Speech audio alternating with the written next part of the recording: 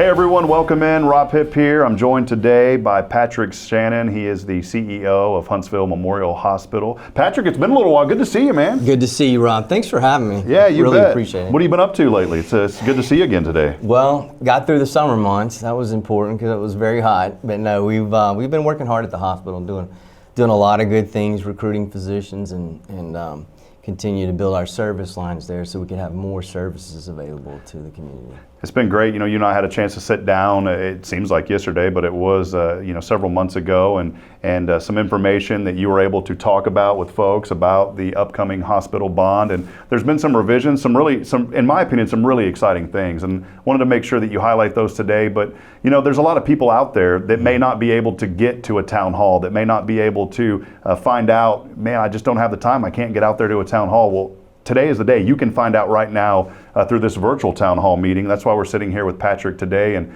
so Patrick, I don't want to talk too much. Let's dig in, and I know you have a presentation that you've prepared for us, so let's go over that and talk about some of the changes that you guys have made. Absolutely. Let's get into it. And Rob, stop me at any time if you have questions as we go through this. So, the last time around there were about 5,300 people, give or take, that voted in the bond election in May. And it was a close election. We lost by 189 votes. And so after that, we immediately started looking at getting feedback and input from the community on what we could do better. And so we listened to our community leaders and people in the community and incorporated that into our new bond package. So if you look at why now, some people may ask, Rob, why are you going for it in November? It just failed in May. Why November? Really, if you look at the county growth, and we've got some statistics that we'd like to show. Right now, the county's at like 83,000 people or so, maybe 84,000. Of that, we know that somewhere in the neighborhood of 12 to 14,000 are offenders. We know that, but the growth on top of that is very big. We've received data from the university as well as city and county officials, and over the next 5 to 8 years, you could be looking at a growth of almost 54,000 people. Taking the county from 84,000 to 137,000, that's tremendous growth. And so we have to get ready for that. And that is one of the biggest reasons. Right now, we're transferring almost 150 patients out a month that are coming into our emergency department, our emergency room.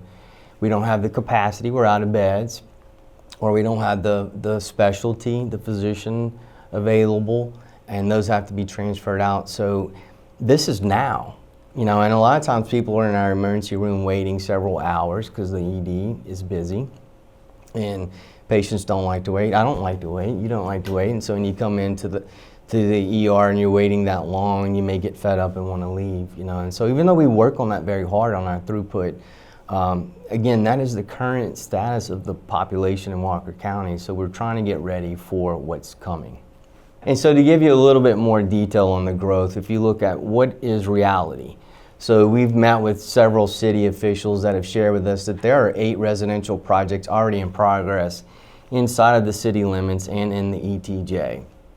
And so with an additional 5 in that ETJ. So really 13 residential areas that total to about 4,500 units, 4,500 lots that will be developed. So a lot of those permits are not secured. In that previous number that we showed, the population growth is built off the permits that have been secured already. Well, some of these developers haven't secured all of the permits yet for these lots, and so the growth could be a lot bigger than what we're showing.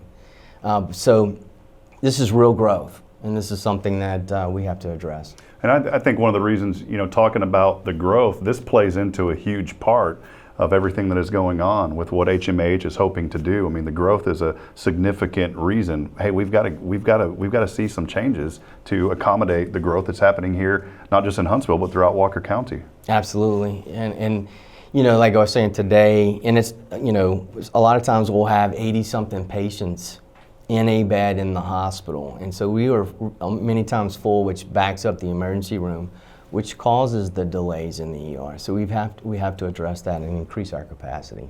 So what's changed? If you look at the bond package and you ask, okay, what's different this time around? So really, one of the biggest things that the hospital district put into place was an exemption for 65 and olders and the disabled.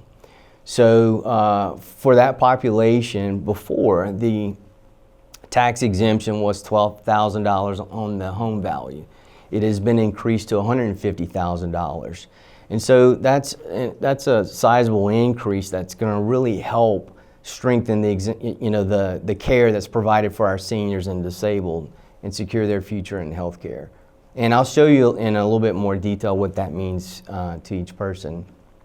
So we also wanted to allocate some additional space. We've been talking a lot about the growth and about how the county is expanding, how people are going to be moving in the next 5 to 10 years.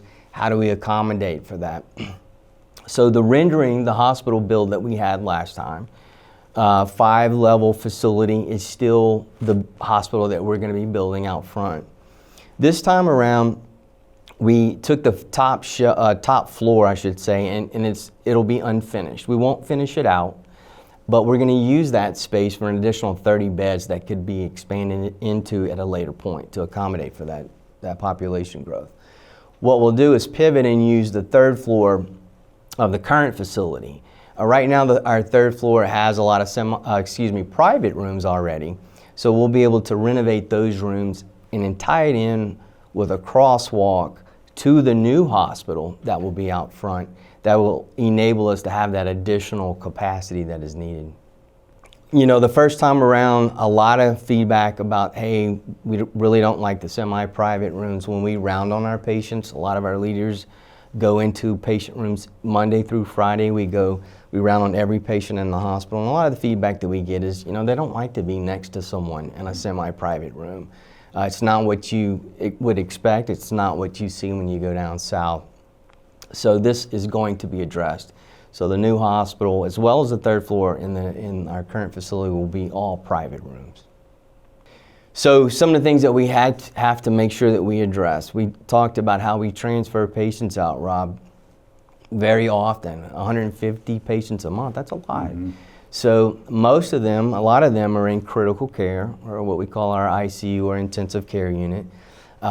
We have to also expand our emergency department because of the long waits and the amount of people that we're seeing in that emergency room. We're expanding to 22 brand new state-of-the-art emergency room bays for the public, for the community. So our current ED will be used for correctional care in the old hospital as we planned last time, but we need to make sure that we have that 22 bay expansion for the new ER for our community. So we're going to have brand new labor and delivery rooms. We'll expand our operating rooms, and a lot of good things happening, all things that need to be addressed for our community. A hot topic last time was, a lot of discussion about TDCJ and correctional patients. Are we building a hospital for the inmates? Yeah, I wanted to stop on that real briefly, just as someone from the community. Yeah. That seemed to be the narrative, and I'm glad that you are addressing this, because that has been a common question that has came up, and we see it throughout the socials and all over the place. So yeah, continue on, because I think this is a really good point. Yeah, it was heavily discussed, and the answer to that is no. I mean, we are building a new hospital, a community hospital for Walker County, for the community, and the population growth that is coming.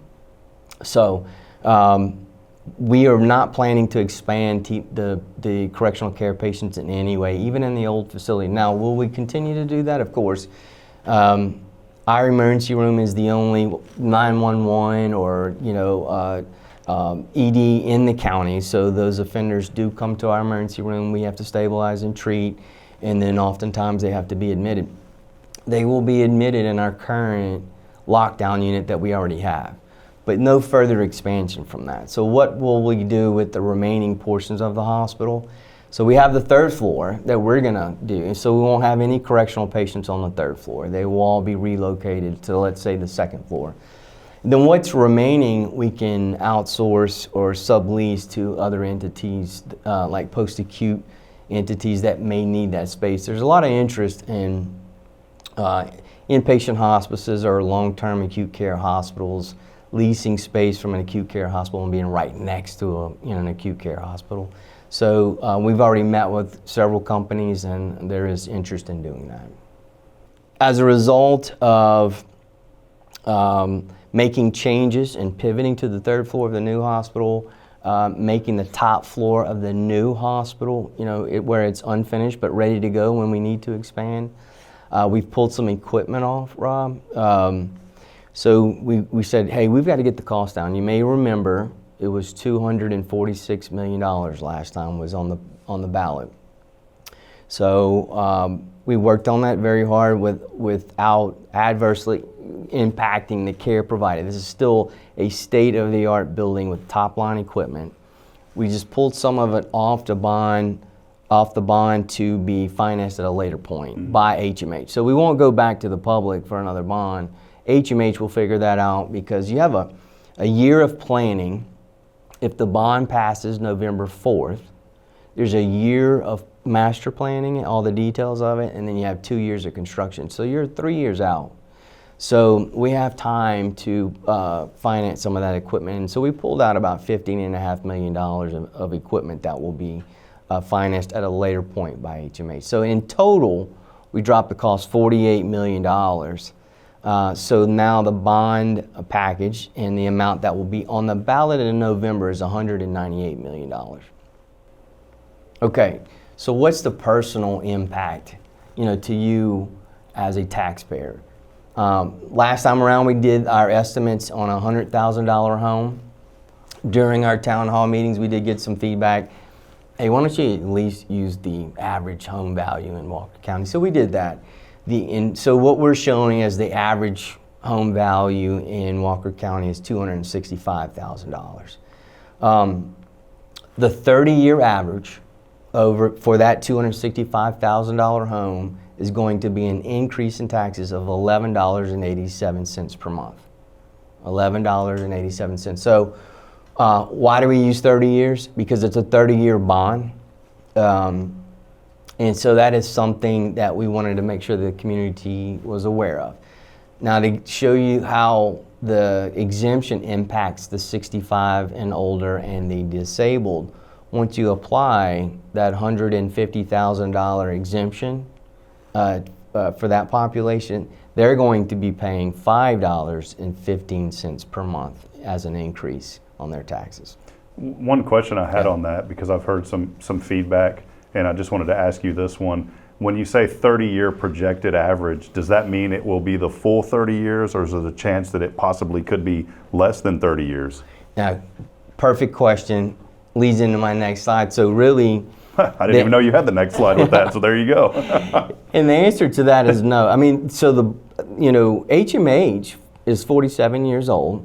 The hospital. The organization will be 100 years old in 2027, so it's almost 100 years old. But 47 years ago, they built the hospital that we work out of now with a bond, and that bond was paid off in 15 years. So to answer your question, it may not take 30 years, and will history repeat itself? I think so. I mean, I think with the population growth that we're seeing, which dilutes the taxes that we pay, but it's additional taxes coming into the county, along with increased service line. We have a 30% market share now. People will want to come to a new hospital like this with new physicians. Market share will increase. HMH will be able to pay additional rent to the hospital district, which also helps to pay the bond off faster. So yeah, I do believe it will be paid off much like last time. So one other thing that we like to point out is that, with our parent company that manages the hospital in a joint venture with the Walker County Hospital District, CHC, or Community Hospital Corporation, when we are generating revenue through the services that we provide at the hospital, we're paying lease to the hospital district. Our goal is to pay as much lease or rent to the hospital district as possible, because that pays down all the taxes that we pay as taxpayers. All the money in the proceeds stay here in Walker County, Rob. So for another organization that would come here, that money would go elsewhere. They would do cash sweeps. So if, let's say, by the end of the month, they make a certain amount of money that goes to the regional or corporate office, and that money is spent elsewhere. It could be spent in Sugar Land or Katy, or Pearland, some other area, Houston, Woodlands, just not here in Huntsville, Texas, or Walker County. But with CHC, you don't have that scenario. All the funding stays here, right here in the county. So our ultimate goal is to create a healthier community and attract more specialty physicians. We've been talking about the physicians and the need to, we have great physicians. We have fantastic physicians. But we need more physicians. And our physicians will tell you that as well, to make sure that patients can stay here in the community. We want to provide that top tier care facility and something that the community is proud of. So what I like to say is this is not just a building. So with this bond, you're not just getting a building. You can't think of HMH with the current scope of services. Because with the new building, we'll be able to recruit more specialists. Could we become a trauma level 3? Right now we're trauma level 4, which is lowest. Become a trauma level 3, maybe even a 2 eventually. Right now we're primary stroke certified. We could become comprehensive stroke certified. We could do the STEMI or the heart attacks here in Huntsville, Texas. That came up during the town hall meeting. All these things will come about and provide additional services to the community with this new facility. So in the meantime, we've been busy. You and I met last time about some of the things that we're doing now. We know that we can't wait for a new hospital. We've got to start making changes now, and we've been doing that in the last several years. We've gone from a Leapfrog D or Delta to an A. So Leapfrog is a national organization that rates all hospitals in the country from A to F. And so the image seen here is directly off their website and showing Huntsville Memorial Hospital as a Leapfrog score of A. And you'll see our closest facility down the road right underneath us. So it does tell us a story that's about safety and quality, and hats off to our nurses, our physicians, and all the staff at HMH that have taken this to heart and that are working very hard to improve the quality and safety that is provided. I wanted to see, just to mention something too, as you talked about that. For me, as someone in the community, that's something that you can be proud of, to see a safety rating go from a D to an A, and not bringing the D in a negative light. And I wanted to highlight just your leadership, Patrick. You have really paved the way, and we have seen so many things change in such a positive way that I don't, I've had you on to talk on my morning show a few times before, and we've mentioned these things, but that's just from the outside looking in, commendable to what you've done as a leader. But it's not just you. You're a humble man. There are so many other people that have came together. But to me, that's something that Walker County can be proud of. To say, hey, we've got a facility right here in our backyard, and look at how much it's improved in these last 5 years. And you've been a big part of that, Patrick. Well, I know you won't take the credit, but I'm going to give you the credit for it. So too bad, man. I appreciate you saying that. It is a team effort. I've been very proud of our executives, our leaders, our nursing leaders, our doctors there. They're doing tremendous work. If you look at our stroke program, another accolade that I think that the community needs to be aware of, we've got the Gold Plus Award again from the American Heart Association for stroke. This is not a small thing. This is a big thing. Not all hospitals are able to achieve this. So if you're having a stroke, time is brain, and you want to get to a place that can handle that. And HMH, the emergency room, we have, they're strong. They're doing strong work there. And then if advanced work is needed, we'll transfer you to a comprehensive stroke program. But HMH is doing phenomenal work. And so again, this is kudos to those doctors in the emergency room, those nurses, and the entire team. We also have telestroke or teleneurology for inpatient neurology cases, and that is going extremely well. We've been able to retain additional neurology patients that normally we would have had to transfer out, and we're able to keep those in the hospital when we have the capacity, but we do bump up against capacity constraints. I think as you're talking about these things too, and I wanted to interject one thought, that we don't think about medical until we need it. Yeah. It's not one of these things where, hey, we need to order something and get it tonight or tomorrow morning through Amazon. Medical things, situations happen, unfortunately, at the least opportune time, and we don't think about that care until it happens, right? And we've heard testimonials and people around the community that have had heart attacks and other things. I have a friend who, in his 50s, excellent health, ended up having a stroke. Never would have thought that this person would have had a stroke. And that's something that I look at from the outside looking in, that I don't want to have to worry about, well, man, what if I have a stroke? God forbid that happens to me. Or what if I have a heart attack? I want to know that there is a facility that's going to be able to take care of me right away, and I'm not going to have to travel down the road to have that care. That's right.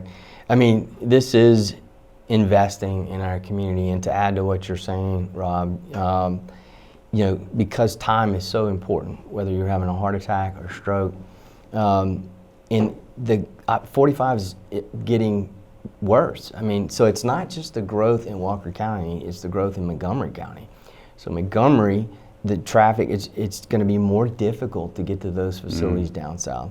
And so with everything that's going on, as you get older, so you're younger, like you just said, you're not really thinking about that, but as you get older, it becomes more and more important. And so that's why the time really is now, because you got 3 years out before you complete the facility, and then you got, and in the meantime, we'll be recruiting physicians to get ready so that we can hit the ground running as soon as it opens. I mean, the good news here throughout Walker County, it's such a good point I never thought about the growth in Montgomery County and how that attributes, because the only pipeline that you have is really I-45.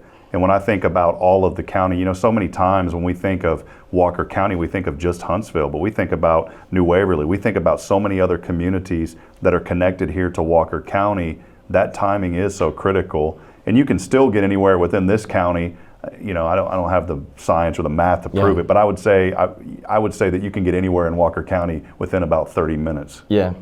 Well, we've been talking, there's really a hidden tax there too, because if you talk about the time commitment, during one of the recent town hall meetings that we did, we had a gentleman tell us that he had to bring his wife down to Houston for some diagnostic testing. It took all day. You talk about the gas money back and forth, versus the increase, the $11 a month we're talking about, and to have a new hospital right here in this county, and the future of healthcare that will set up for Walker County. Some people are having to go to Houston and get a hotel room to stay overnight sometimes, depending on the situation, right? So that all adds up, and that's sort of a hidden tax I don't think everybody thinks about. So your vote matters. November 4th is the big day. It's a Tuesday. Last time, Election Day was a Saturday. This time around, it's your normal Tuesday, 7 to 7, and then early voting starts October 20th. Through the 31st, and that is 8 a.m. to 5 p.m. So we encourage everyone to get out and vote. It was 189 votes last time, so we encourage everyone to vote this time. Well, Patrick, I appreciate it. We did have a few questions, some things that I was thinking of, and then some other things that, as I was just, the socials, there's always so many things that you read on social media, and so I wanted to think of some things that maybe would address some questions that folks have. And one of them, you briefly touched on this, Patrick, but I go back and I think about the last opportunity this came up, a while back, and it seems like maybe there were some providers that were ready to come in right away. So maybe expand a little bit more on what that could do. This has a great potential to bring in some providers that are, I don't want to say desperately needed, but they are needed here in Walker County. Yeah, I mean, we got that question frequently. How do you know a new hospital is going to bring about new physicians? We have example after example. We've talked to leadership in the Houston Medical Center about how it really makes a difference when they build a new facility. But in our own experience, we were working with 2 cardiologists to augment our cardiologists here in Walker County. And they were really wanting to come, and we told them about the bond. We told them they were planning on this bond, and we're hopeful that it passes, and then we'll get the new hospital constructed in 3 years. they really liked that, but we didn't realize how much they liked it, because after the bond failed in May, they pulled out on us. So they stopped communicating with us, and we were like, hey, what's going on? And then they finally told us, well, since you're not getting your new hospital, we've declined to come to Huntsville. That's one of many examples. We've been recruiting OBGYN for 5 years. General surgeons, we'll get these physicians to the hospital, or we'll recruit them, do video conferencing, fly them in, have conversations. But when they see the hospital, it is a rate limiting step. They're like, well, you only have 6 ICU beds, and so what if my patients have to go to ICU? Or they look, will my patients really want to deliver here? Dr. Montgomery does a fantastic job, but he's the only OBGYN that we have here in town. And so how do we get more of those here to provide that service to the community? And so a new facility will definitely help with that. I wanted to expand on that because at 41, I'm a young father. I have 2 little ones. The wife wants more. That's debatable right now, Yeah. but I wouldn't. I'm getting to the point where I think it would be okay. I know it would work. But you bring up a valid point, something that I've never thought about as a father. That we do have a great man in Dr. Montgomery, but that's just one. Yeah. And how many times have I taken it for granted, where I grew up in Central Texas, that although then I wasn't having children, but I never thought about it. There, I mean, it's a dime a dozen. There's an unlimited number of OBGYNs that you can pick from because of the facilities in that area. I've never thought about that.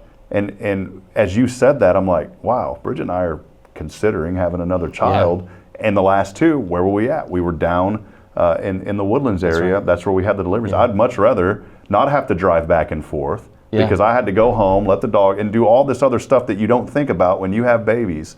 That would be a tremendous blessing to have more choices and more opportunities. And you think about young families that are wanting to move into a community. And I've always felt that there's 2 things that just have to be exceptional: your health care and your education. And we're seeing an uptrend in both of those. But this, from what I see looking on the outside, this is such an important step. You talk about cardiovascular and stroke. As people get older, they tend to have those problems. It can happen to young people too, but typically as you get older.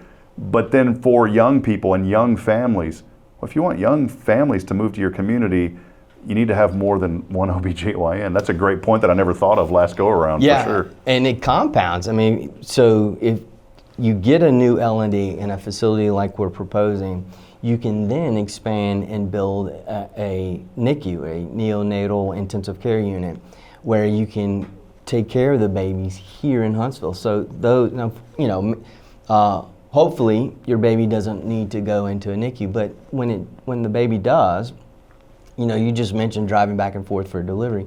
What's even harder for moms and dads that have babies in NICUs? And so if you had that right here in Walker County, what a great service to the community, and we can do that with a newer facility. Yeah, with our first child, we had to spend 3 days down there because our little sweet Braylon had jaundice, and that's something that's very serious. And we have friends here, but I was having to run home several times a day, and you know how it is as a new father, you're not getting any sleep. And so in the middle of that, I was like, man, I wish we could just do this locally. So I appreciate you bringing that point up. There was a couple other questions, and I wanted to read one of them. So what do you say to people that say, we are happy with the changes y'all have made to the hospital, and what we have is already good enough for the community?